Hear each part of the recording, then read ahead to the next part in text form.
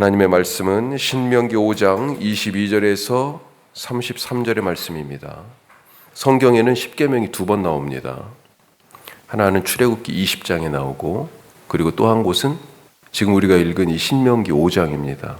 어디 있어요? 오늘 안 읽었는데 어제 읽었습니다.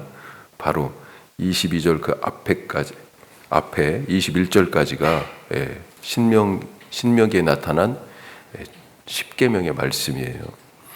출애굽기부터 민수기까지는 이집트에서 탈출한 출애굽 세대에게 하나님이 말씀하신 거예요. 대상이 출애굽 세대, 대략 그렇게 생각하시면 되겠어요.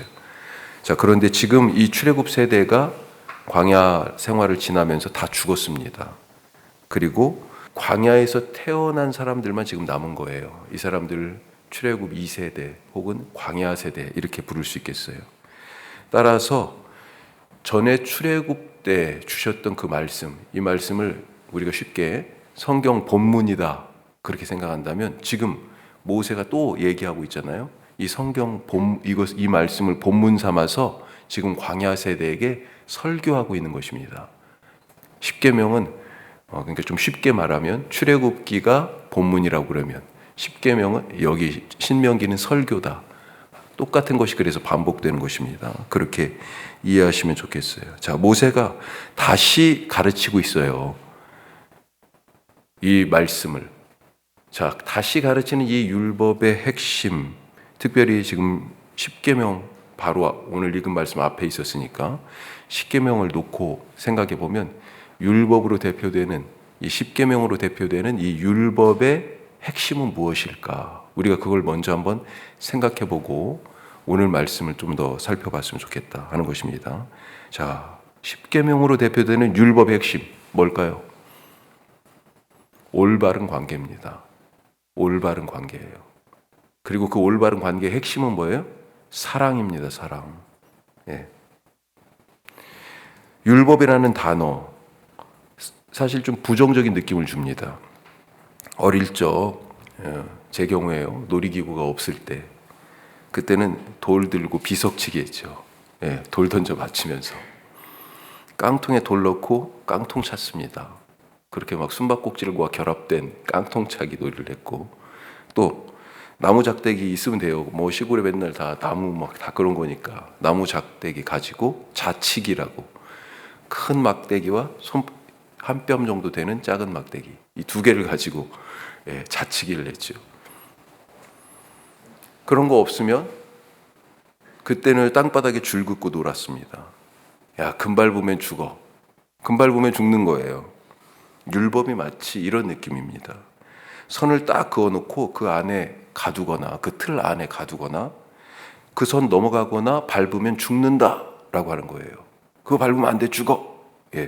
율법이 그런 느낌이죠. 그래서 바리새인들은 예수님이 안식일 법이라고 하는 선을 자기들이 딱 그어놨는데, 그 틀을, 그 선을 딱 밟고 넘어가니까 엄청나게 화가 나는 거예요.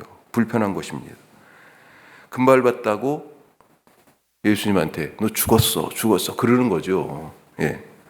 그리고 정말로 십자가에서 죽였습니다. 자, 그런데 율법의 진짜 뜻이 무엇일까? 그런 것일까? 하나님께서 왜 율법을 주셨을까요? 그걸 생각해 봐야 되죠. 하나님은 이 말씀으로 이스라엘을 자기 백성으로 창조하셨습니다.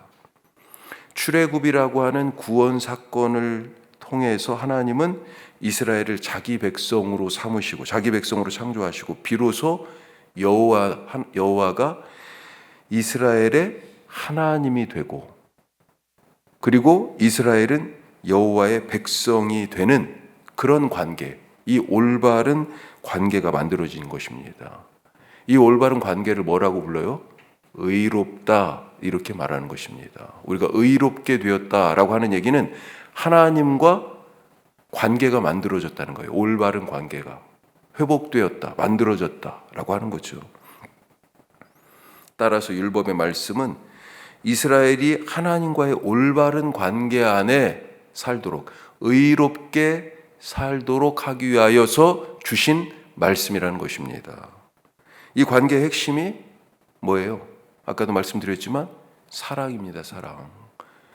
그래서 율법 중에 가장 큰 계명이 무엇이냐라고 바리새인들이 예수님께 물었을 때 예수님이 바로 하나님 사랑, 마음과 뜻과 목숨을 다해 힘을 다해 주 너희 하나님을 사랑하는 거 바로 그거야. 그리고 똑같은 것이 있는데 바로 내 이웃을 내 자신처럼 사랑하는 거야.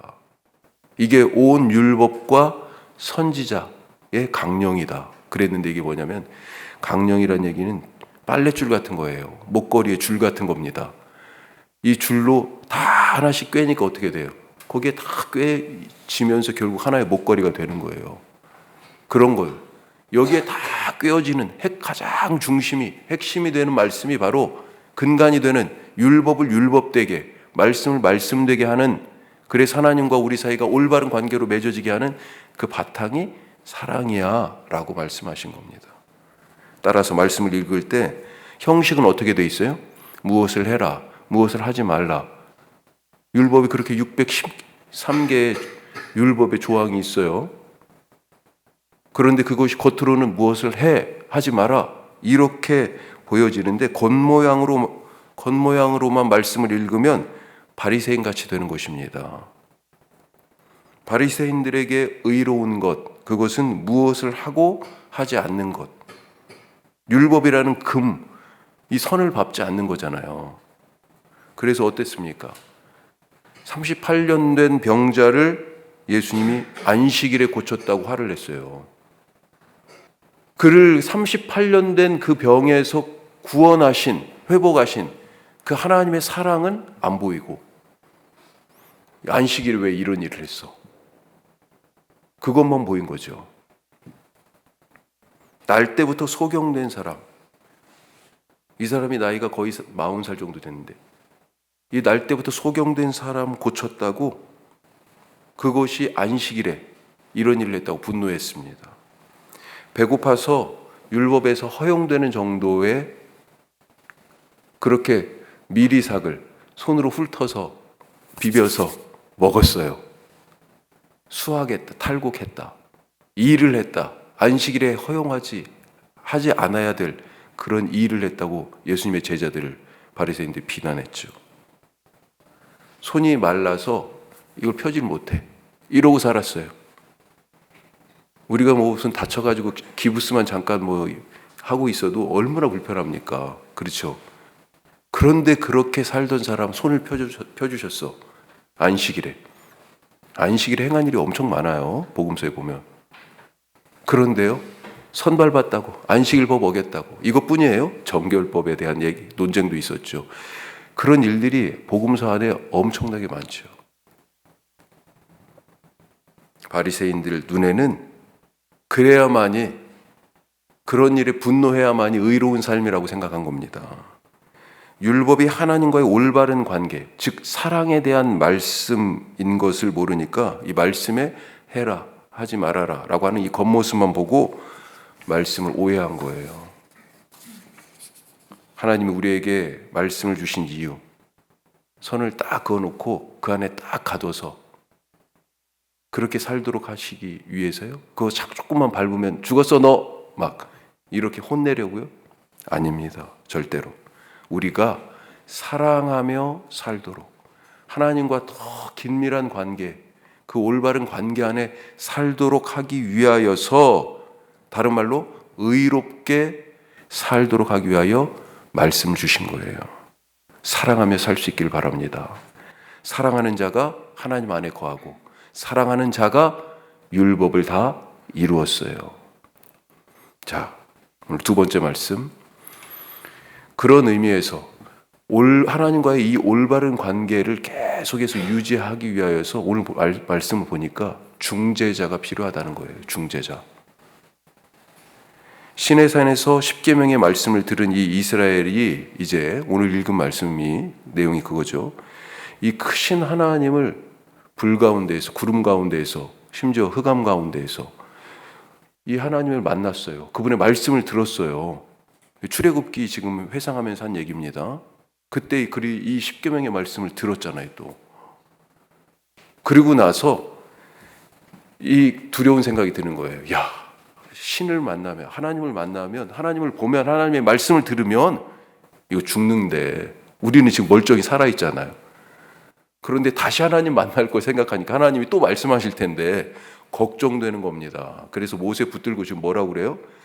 다시 하나님이 말씀하시면 우리가 죽을 것 같아. 그러니까 우리는 산에 안 올라갈 거니까 모세 당신이 우리를 대신해서 올라가서 듣고 우리에게 가르쳐 달라. 우리에게 전해 달라. 그러면 우리가 그것을 들은 대로 다 행하며 살아갈 것이다. 즉 하나님과 이스라엘 백성들이 자기들 사이에서 모세에게 중재자 역할을 좀 해달라고 지금 요구하고 있는 거죠. 부탁합니다. 그리고 하나님이 그것을 들으시고 야 백성들 말이 옳아 그렇게 말씀하시죠. 예. 모세가 그래서 중재자가 되었습니다. 사실 모세는 이 이후에도 이 말씀처럼 지금 이 신명기의 시점은 40년이 지난 후에요. 광야.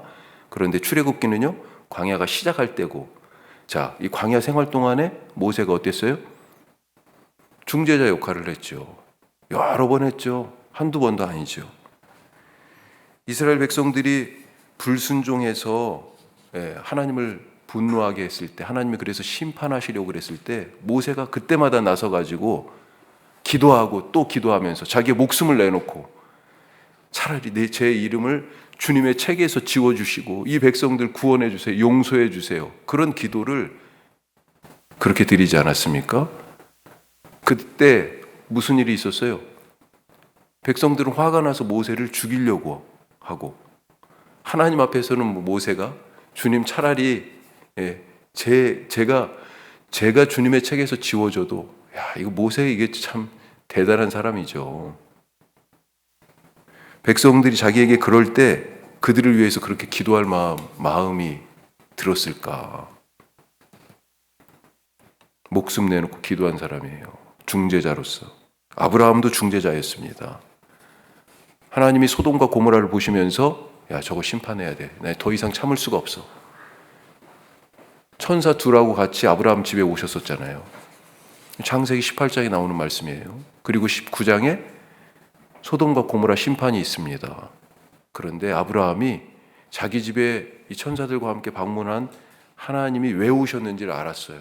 아, 소돔과 고모라 심판하러 오셨구나. 근데 거기 누가 살아요? 조카 롯이 사네. 기도하죠, 아브라함도. 중재자가 되어서 기도합니다. 의인 50명만 있으면 하나님 의인 50명이 있는데도 그런데도 그 성을 그렇게 멸하시렵니까? 45명, 40명, 30명, 20명, 10명 주님 10명이 있는데 몇 번 기도한 거예요? 6번을 기도했어요. 6번을 반복해서 하나님의 뜻을 계속 바꿔요. 계획을 심판을 지연시켜요. 기회 한 번만 더 주십시오. 그들이 구원받을 수 있는 기회를. 수많은 선지자들이 바로 그런 중재자 역할을 하지 않았습니까? 예레미야는 얼마나 욕을 얻어먹었어요. 그리고 마침내 예수님이 오셔서 죄인인 우리와 하나님 사이에 십자가라는 다리를 놓으셨습니다. 자, 그런데 지금 이 시대에 중재자가 있습니까? 이사야는 중재자 없는 세상을 보시는 하나님의 한탄을 이렇게 말했습니다. 사람이 없음을 보시며 중재자 없음을 이상히 여기셨으므로 자기 팔로 스스로 구원을 베푸시며 자기의 공의를 스스로 의지하사. 다리 놔줄 사람이 없어서요. 중간에 모세처럼 아브라함처럼 그렇게 기도해 줄 사람이 없는 것을 이상하게 여기셨다. 그렇게. 그래서 자기 스스로 내가 구원해야지. 하나님의 아들 예수님이 그래서 오신 거예요. 우리는 이 도시에서 아브라함과 같은 모세와 같은 그런 중재자로 같이 함께 일하는 사람들 그 직장 속에서 그런 중재자로 하나님께 기도하며 살아가고 있습니까? 그 자리에서 모세가 되시기 바랍니다. 그 자리에서 아브라함이 되시기 바랍니다. 그렇게 기도할 수 있는 우리의 삶이 되기를 간절히 바랍니다. 우리는 예수님처럼 자기 목숨까지는 아니더라도 내 시간, 내게 하나님께서 주신 재능, 내게 주신 일, 여러 가지 것들이 있잖아요. 그것을 통해서 하나님과 다른 사람들의 다리를 놓는 그런 중재자로 살아가고 있는가? 우리 교회는 4가지 목표가 있죠. 그 중에 맨 마지막에 뭐라고 되어 있습니까? 주보에 보면 하늘과 땅을 연결하는 그런 공동체, 그런 교회 됐으면 좋겠다. 그렇게 고백하는데 우리가 그런 중재자로 이 도시에서 살아가고 있는가? 적당히 그냥 가운데 서가지고 이쪽 저쪽 기웃거리는 눈치 보는 자리가 아닙니다. 중재자는. 너도 맞고 너도 맞아, 이런 자리가 아니에요. 중재자는요, 자기 희생이 필요하고 욕먹는 자리죠. 예수님이 제자들에게는 배신자, 배신을 당했고, 그렇죠? 대적자, 대제사장을 비롯한 사람들에게는요, 죽임을 당했습니다. 양쪽에서 버림을 받는 자리가 중재자예요. 그런데 그 자리가 우리 자리입니다. 이 자리로 우리를 오래 부르십니다. 주님의 말씀에 순종하여 살아가시기를 주님의 이름으로 축복합니다. 기도하겠습니다.